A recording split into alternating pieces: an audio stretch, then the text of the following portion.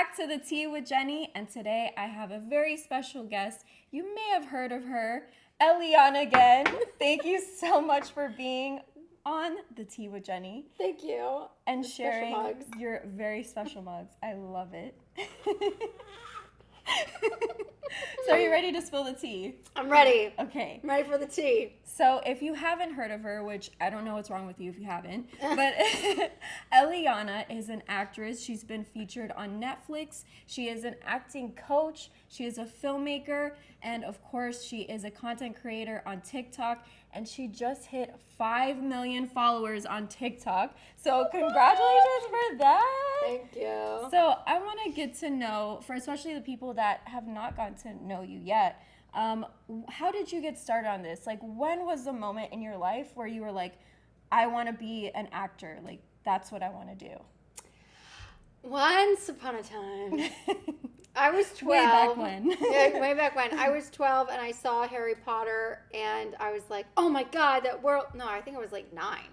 Like some really, really young age. And I was like, oh, I want to be in that world because in that world it was very magical. Yes. And I wanted to escape my life. So that's the moment I was like, oh, I want to do this when I saw Harry Potter. But I didn't really understand what acting was. And then I took acting classes when I was 15. And then I was like, oh, acting is nothing like what I originally thought it was like. And so then I basically fell in love with acting the way I know it to be now. And it's always evolving for me. Yes. So I think it's like always the relationship that I have with acting is always evolving to something new and something different. And so I think it's just a constant choice to be an actor. I think I'm always choosing it. Yeah, you kind of have to choose every day to take it on in a way, because I think it will always be evolving in a way. So that's very interesting. Yeah. I love that. Yeah. And like, what are some of the things that you said you like kind of discovered what acting really was? Like, what were some of the things that you learned about acting that you had no idea when you first started? I think I didn't know what went into it. Like, I didn't know. Yeah, yes, it's a lot. It's not just like, let's put a costume on and bam, you're done. There's like so much work behind it. There's just the craft itself is, first of all, you got to have different techniques to even understand like how you even get there. Because, you know, if you're just an instinctual, I don't know if that's a word, but an instinctive actor, you might not always get there. So, like, what happens, my old acting teacher used to say, what happens when you're on take 40 and then you have no tools. So it's like really creating your tools, and then it's the techniques to help you get there. And then there's just a point that it all kind of like meshes together and you have your own way of getting there, but it's all an encompass, if this makes any sense, of everything you've learned. So it is like, I think it's just different because we think sometimes it's like, oh, it's just let's get in front of a camera and pretend, but it's not even pretend at all. So I think it's just that whole learning curve of trying to figure out what acting really is and if I really do like it or not. Yeah. So it is like a process, like you're saying. It's that process that you've kind of learned and developed yourself too. And so like, how would you describe your particular process? If you have like one, you may have, you know, different ways. I don't think I necessarily have a process. I mean, now that I've been teaching, I've been trying to figure that out to help people. But I don't think I have a process in a way. I just try as much to create the world of the character in my heart. And then when it comes down to actually doing it, to live into the present moment of it. So I think it's a lot about being present, listening, and allowing yourself to be with another person. I don't like acting by myself. So like sometimes when I do TikTok videos, I'm like, I have to imagine the person responding, and it's a lot. It's not as fun. I think acting happens when Meryl Streep said this, but I loved it when you're looking in the eyes of another character. I love that. Yeah, that's very true. And it's hard to recreate that when you're just staring at the camera Yeah, that it's has very no hard. emotion. It is very hard. You're imagining it. Yeah. So I remember, and I've known you for a few years, and by the way, like, Eliana has been an amazing person to me, like, in my personal life. She's helped me, like, you know, not just in, you know, the acting field and things like that. I've learned so much from you. So I appreciate that. I appreciate that you're part of this. And I've seen you, like, do that for other people that you've connected with through TikTok and through teaching your students. And I love that you're able to share that part of yourself with the world. And I don't know if you knew this would happen when you first started doing TikToks. I think like over a year ago, maybe 2 years ago. Yeah, like, so when you went into doing TikToks, like, what was your initial thought? And then did you think it would be what it is today? Oh my God, I think my initial thought was like, ugh. It actually was because of Marshall that I decided. Shout out to Marshall. I'm so sorry, Marshall. Shout out, Marshall. That's a new word. I love it. Welcome to the team with Jenny, where we create these horrible words. Very funny. A very funny image now. Marshall watched Gary Vee. Do you know who Gary Vee is? Yes, yeah. He watched him and he's like, you need to get on TikTok because people are blowing up there and they're making a lot of money there. So my original thought going into it was like, I want to create, because I was trying to grow my Instagram at the time, I want to create a following so that I have more to bring to a project, to an acting project, or to a production company when I get hired. So I started growing it.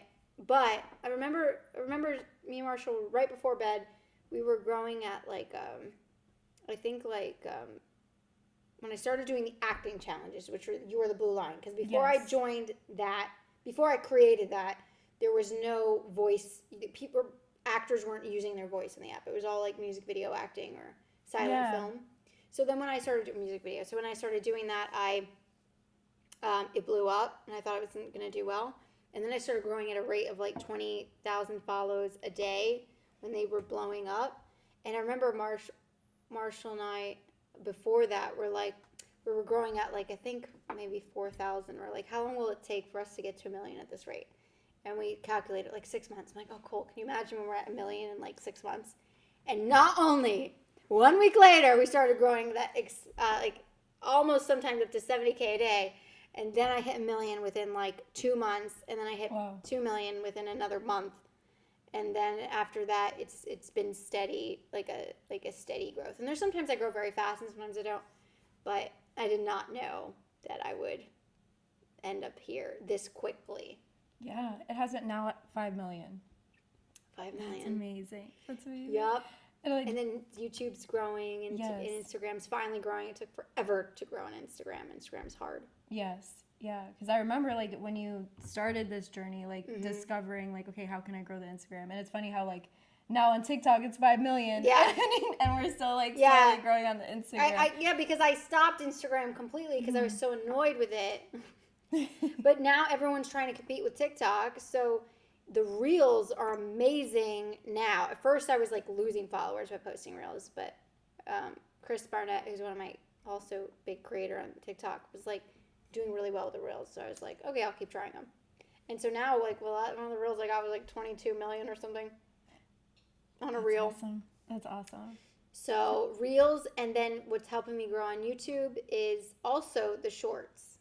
So my YouTube grew to 420 something thousand in less than 2 months or 3 months because of the short content, and everyone's trying to compete with TikTok. So it's been really helping. So I'd say get on the shorts game. Yes. Like, how have you, and I'm going to say, I feel like you've mastered, like, this short content creation. Honestly, I think you have. So, like, thank you.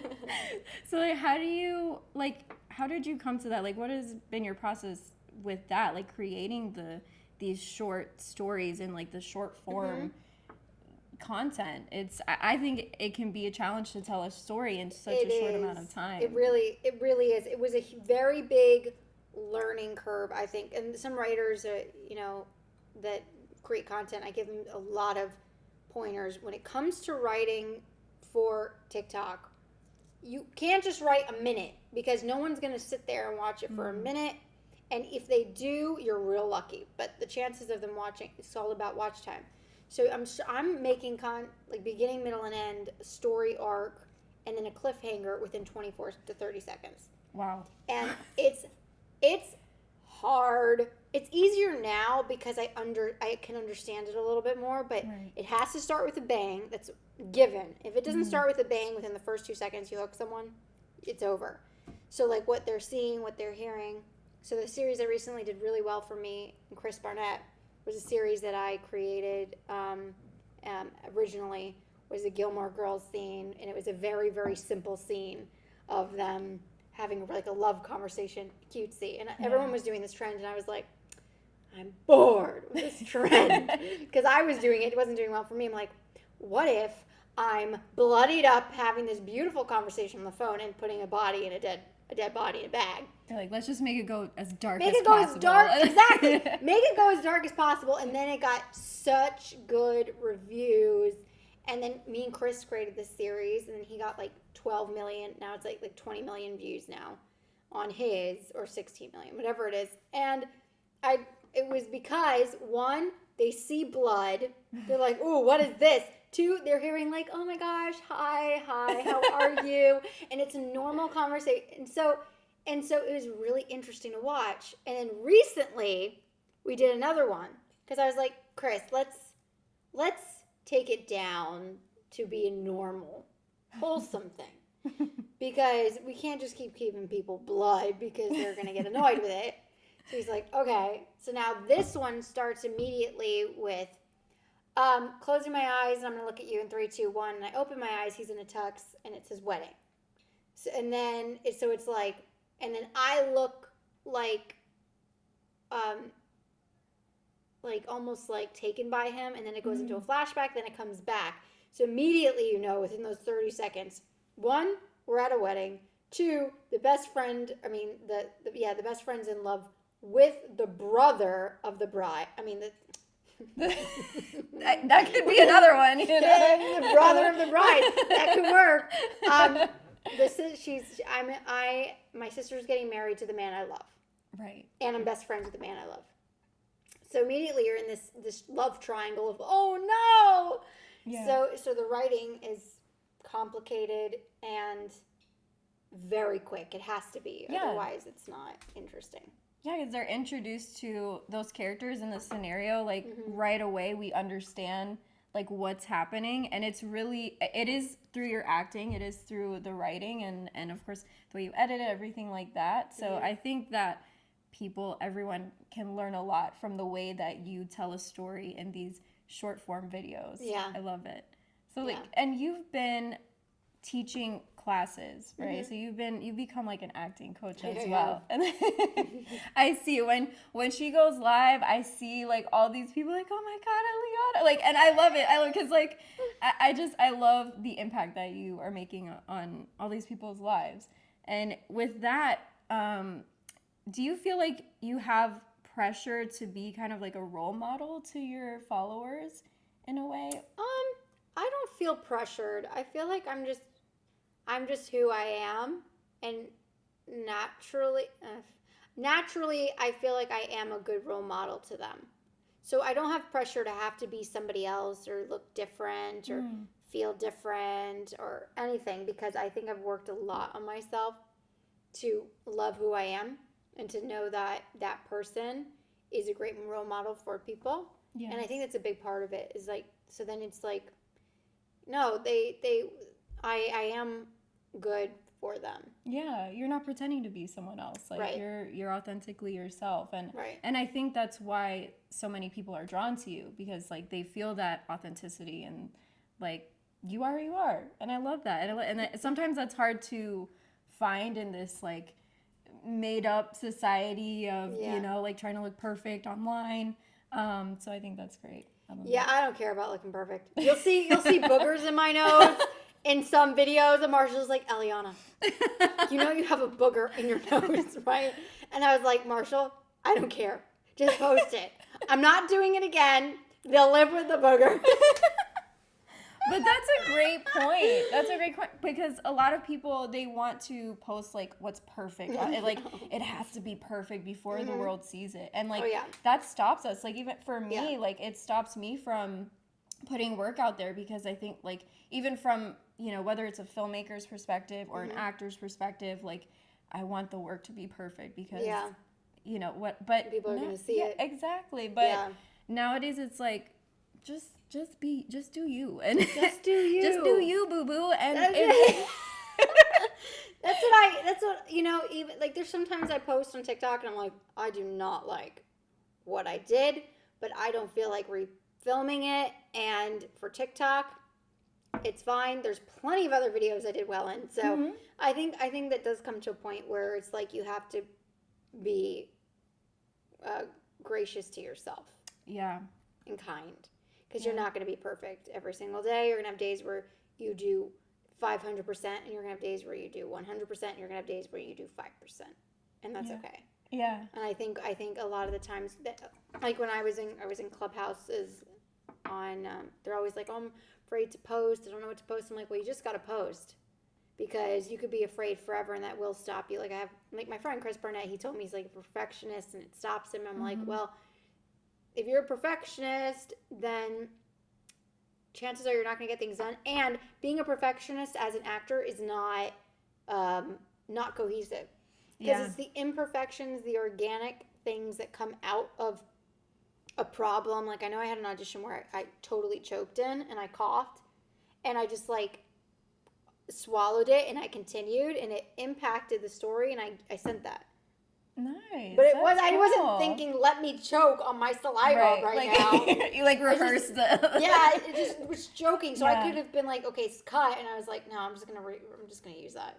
Because that would happen. Yeah, and you stayed in it because most people would like fall stop. Out. Yeah, they would fall out of it. So that just shows like who you are, like how like how capable you are of doing that. And I think that's why like through all your work, when you're acting, like it's just believable. I think, even if you're doing something crazy, which I know in a lot of murdering people. Okay. There's something in the tube. Is there? Like she comes to my house and I'm like, don't worry, I put sage in the house. I know it kind of smells like the other stuff, but I promise it's sage. I love how that's the first thing you like open the door. You're like, I'm like, I just want you to know it's sage. Okay, yeah. So what I was gonna ask, when you're like, I know you teach acting courses and there's so much like knowledge you have to give through that. Right, yeah. But if someone is just starting out as an actor, they maybe have never done anything before, but they know like they're drawn to it, they want to be an actor. Like what's one thing that you want them to know or that you think will help them? That never did acting before that wants to be? Or someone that's like, someone that's interested in it. I would say you need to get yourself in a class because like I found out that acting was very, very different in my head. Now maybe people are born with what it is. I don't know.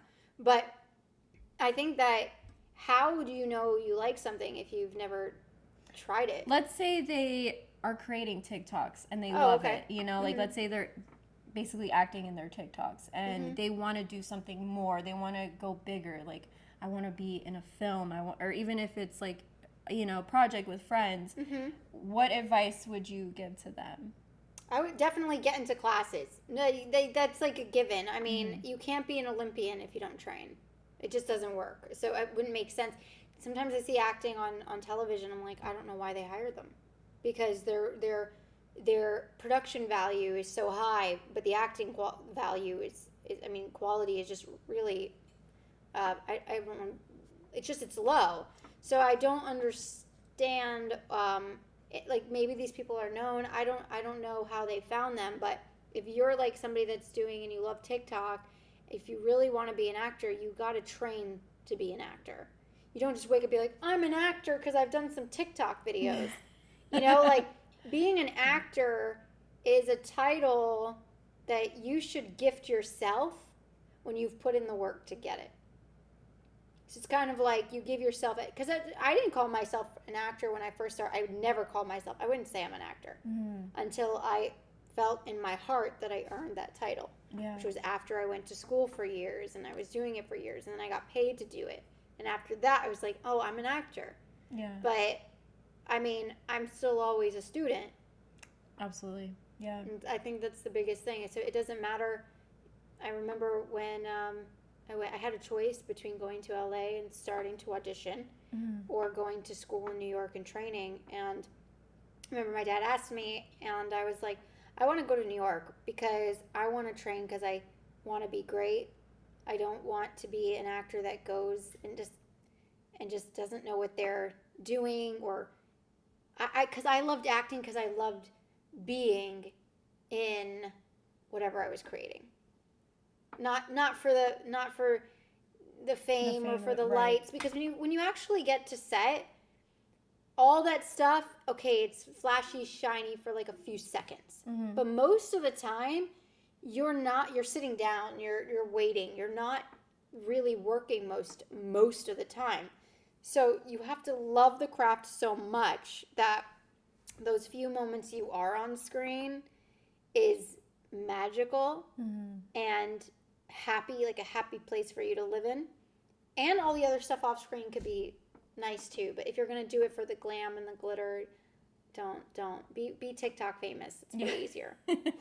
Exactly. That's why people say, like, oh, if you're in it for like the money or the fame or for me, I'm like, I would have chosen something else if it was for that. You know? That's what I say too. That's what I say too. I'm like, okay, well, why do you want to do this? Oh, because I want to be famous. So I was okay. All right, well, you probably will never get it if you're doing it for that. And if you do it for that reason, you're probably not going to be really great at it. Yeah. You're only really great at something you love. Most of the time, you're only really great at something you love. And if you feel like you're horrible at it, you can still be great if you train. See, I have one student who was awful when they first came to me. Like, awful. Now I can say it because now I would, if I had an award to give one of my students most improved award, like if I had that, it would go to her.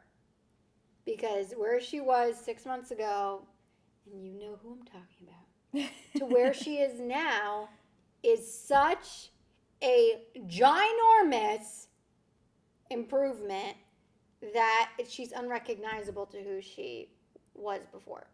And that's because she trained. It's not because she was born an actor. She wasn't. Okay? And it was the same thing with me. I was a horrible actor when I was 15. Horrible. Really? Yeah. I was awful. But I trained. Yes. Wow. That's incredible, though, because if she didn't, like, discover you and your classes, like, how different would her life be now? As opposed to what it is. Well, yeah. Like, and even her it's for everyone, but she is definitely been with me the longest. Her emotional life, her home life, because I don't just teach acting, I teach living. Yeah, I noticed that, and like you're not gonna get that in majority of acting classes. No. Yeah. No, you don't, because I've done courses that train me to want to live like that. So unless you do that work, and there's not many actors that, because most actors are like, why do most actors become actors? Or the validation you think you're gonna get, the accolades, remember there was one point where I just wanted to win an Academy Award, and I was like, why? At some point when I found who I was like, why do I need that? Why do I want? Yeah, it'd be great, but why did I need it before? Like, why was that the vision of me needing it? And it was just for the accolades, and now it's just now for me, like, acting is creating and teaching. You really teach people how to live when you're an actor, I think. That's true. I love that. Different way of life. So that's kind of what I teach inside of my classes, is different way to live, communicate with people. It's a big thing. Yes. So actually, even people who, I'm going to say, maybe don't even want to become like a big actor, but they just like want to learn how to communicate and like they want to, you know, like be like impacted in that Yep. way. Like, I think you should take her class for that alone. Like, No, I had this put a one. little, like, I had link, one take her student class. who did not want to be an actor. She didn't want to be an actor at all, and she just came to class because she found one day she's just like, I want to do this, so she did it, and she just discovered that she wanted to grow as a human being. Mm-hmm. And within a month, she was the first. She lives in Norway, so now she also knows what I'm talking about. Within like the first month, she was the first person to ever in her entire family to tell her parents that she loves them. Wow. Yeah. And her parents were like, I think her parents are like 80s or something. No one ever said I love you in her family. She was the first person to do it. Yeah. And now her parents say I love you. Her brothers, she said it to her brother, and she just opened the space of a different kind of relationship inside of that family because she took acting classes. Yeah. It's crazy. That's beautiful. I love that. Oh my gosh. Well, have there been like moments, like other moments like that where like it's impacted you, like where you've been in these classes and like interacting with your students? Like, is there a memory where it just like impacted you personally? Like besides those, like which are incredible. Yeah. I was in this, it was a private class, this one, and it was dual. This girl, she's so sweet. She paid for the other girl to have a private class with me. So everybody on TikTok in the world pretty much knows now that I was sexually abused at 7. And for me, that's fine to say now. I've done a lot of work on it and a lot of stuff. But this one particular student, I won't say names, but this one particular student really wanted to have this other student be able to be free of that. So, like, she knows that my classes normally go into the more human work than it does into the acting. Because if you're not free in your humanity, you can't be free in your acting. So we were working on that, and there's a point where I'm like, okay, you got to tell your mom, because she was hiding it from her mom, and she's young. And if they're young, if they're underage, I say you have to tell your parents. Like, I really stand for that, because you can't heal unless you get your parents, and they need to know. So I was on the call it was supposed to be an hour private, and I was on the call for like almost 3.5 hours. And I kept standing for her, because I know it's like, I'm not talking to you. I'm talking to the person that's in you that knows you need to do this. Yeah. Because of what she spoke to me about. And she's like, okay, I'm going to do it. And she had her mom come in, and she told her mom was crying, I was crying, everybody was crying. And she's like totally a new person now because of it. Wow.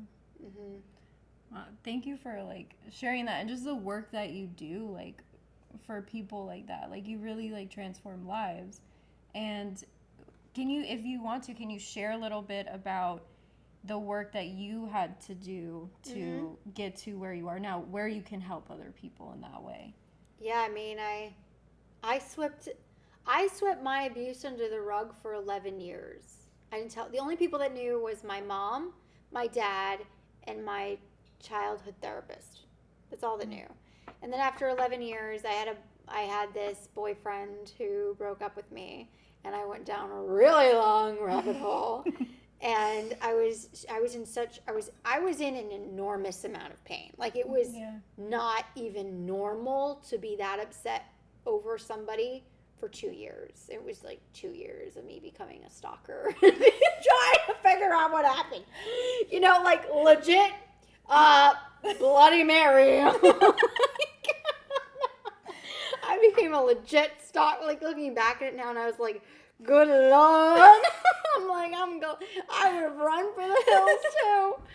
Like, but anyway, so, and I was like, this isn't normal. There's something wrong. And I didn't realize it was relating to the abuse. I realized it was escape. It was the boyfriend was like a patch for the abuse.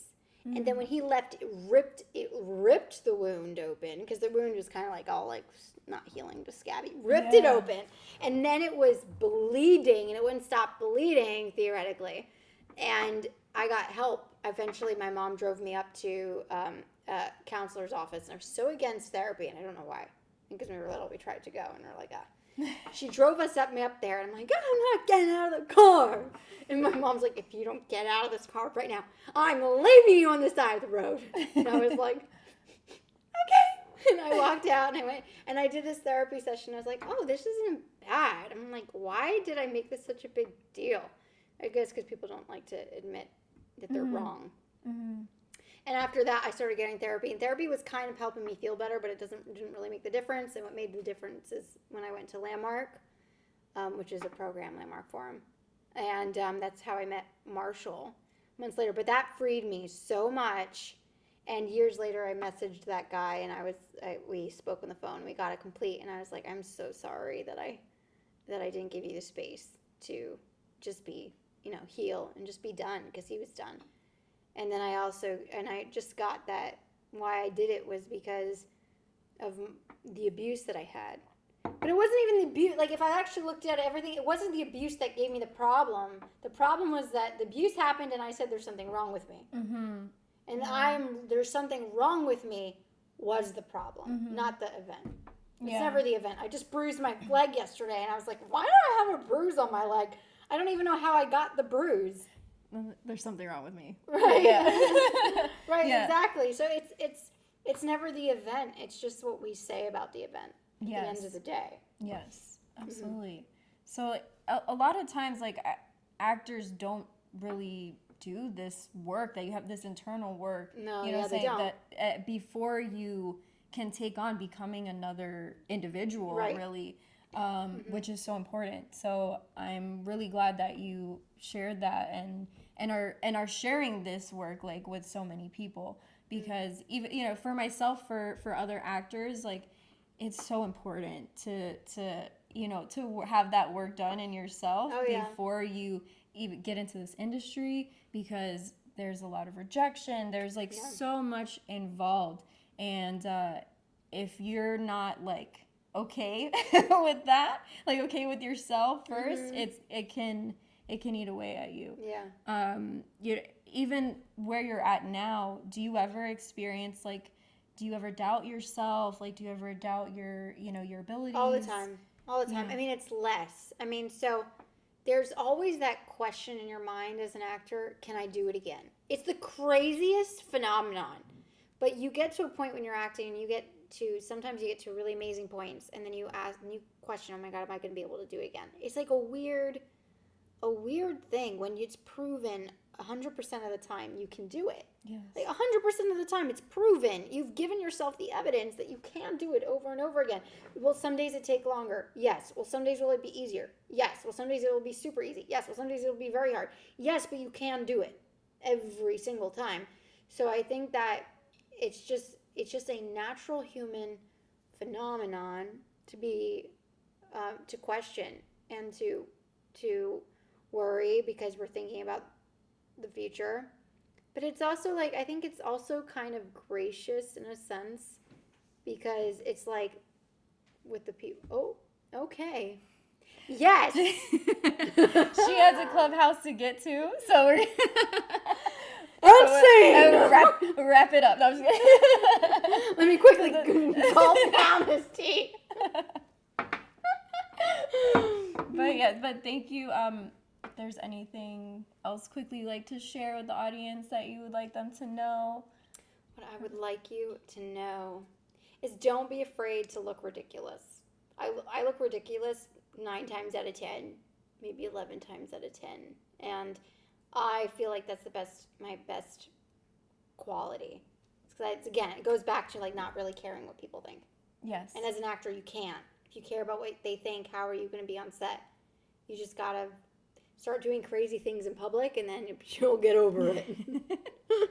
Exactly. Thank you so much for sharing. Thank you for being a part of this. I love you so much. I love as a person, and who you are in my life and in so many other people's lives. Thank you for having me. This is so great. I'm so excited. Thank you for spilling the tea on the Tea with Jenny with Eliana Ghen. Thank you guys for I'm sorry, get out of my mouth. We're going to have great bloopers on this. All right, and cheers, guys. And cheers. Until next time, guys.